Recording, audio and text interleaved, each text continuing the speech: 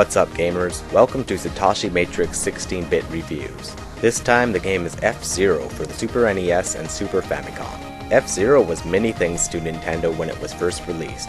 It marked the first high-caliber racing game Nintendo developed themselves, starred the mature character in Captain Falcon, a bounty hunter for hire, and showcased the amazing graphical capabilities of Nintendo's 16-bit platform. Although the original F-Zero pales in comparison to today's racers in terms of complexity and versatility, it carries a certain charm that cannot be denied.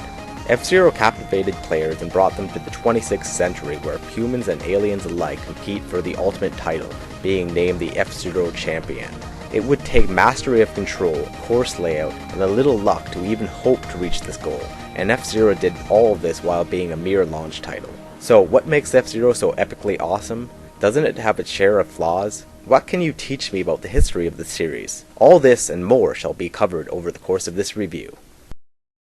Premise. As a racing game, the premise of F-Zero is to win races by crossing the finish line in first place. Simple really, but under the higher difficulty settings and courses, this is a lot easier said than done. Story.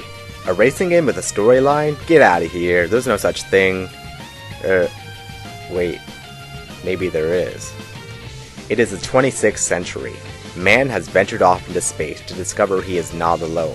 Far from it. Many alien civilizations are quite like man himself, interested in fame, fortune, and women.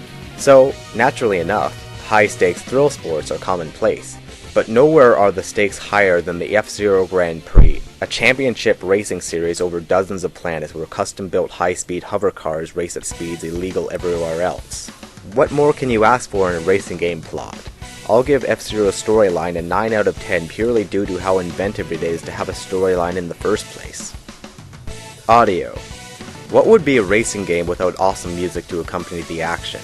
It seems Nintendo asked themselves this question and delivered the goods in spades. Composed by Yumiko Kamatani and Nato Ishita, F-Zero boasts one of the most memorable soundtracks in any F-Zero game to date.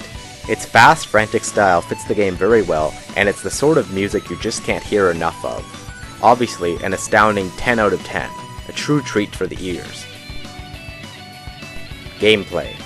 4 cars, 15 tracks, and more twists and turns than you'll know what to do with. The gameplay in F-Zero is solid, for the most part. Each track in the game has 5 laps, 2 laps longer than most racing games. Once you complete a lap, you get an S to store. An S gives you a temporary speed boost that can be the difference between first and second place. You can carry up to 3 S's at once, giving the player the ability to boost up to 3 times on a single lap. Like an action game, F-Zero uses a health meter, called here the power gauge. Whenever you collide with an object, whether it be another racer, the course guardrails, or a mine, you lose energy. Lose all of your energy and your car will explode. Luckily though, on every track there is a pit stop that you can drive through to regain some lost energy. Although there are 4 distinctive hover cars in the game, only the Fire Stingray is worth using. The Blue Falcon, Golden Fox, and Wild Goose all suffer from low grip and handling, and in a game where precision movement is vital, they are all immediately tossed out in the realm of possibilities. If not for the Fire Stingray, F-Zero would be unplayable. Thankfully though, the Fire Stingray is here to save the day. Weighing in at nearly 2 tons, it has the best handling in the game, and at 478 km per hour, the Fire Stingray is the fastest craft in the game. Its sturdy body can also take more damage than any other car in the game. Due to its heavy weight though, it has the weakest acceleration.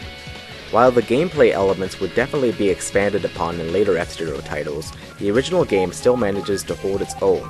I give the gameplay an 8 out of 10. Control.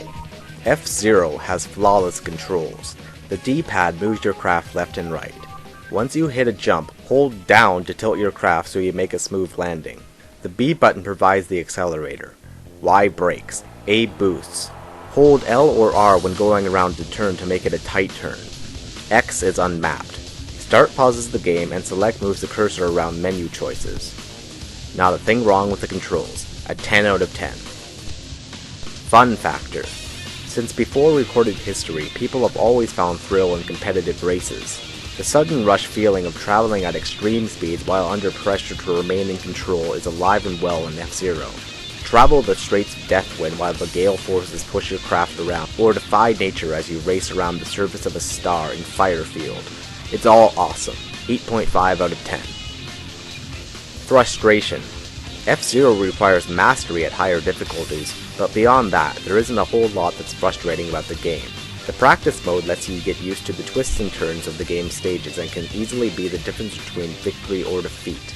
The AI isn't cheap and nothing happens unexpectedly. A 4 out of 10. Graphics. Using the Mode 7 sprite scaling capabilities of the Super Nintendo, F-Zero is a pseudo 3D racing game at a time when most games struggled with even the simplest of 3D graphical flares. The game is played in the third-person view behind the car, which was universally used at the time, and is still used in mini racers today. Using the Super Nintendo's capabilities of rendering sprites at different sizes while warping and rotating others, F-Zero's engine looks simply stunning for its time. Even today's most graphic-savvy gamers can easily detect the appeal in the graphics used in F-Zero. The game's courses are each varied and distinctive. Despite everything being completely flat, Mute City makes you feel as if you're racing above a bustling city. Big Blue gives the impression that the racetrack is the only place above water for miles around, and so on. Even though the Super Nintendo would go on to show some really impressive graphics later on, launch title F-Zero continues to hold its own as one of the best looking games on the system. An easy 9 out of 10. The graphics look great.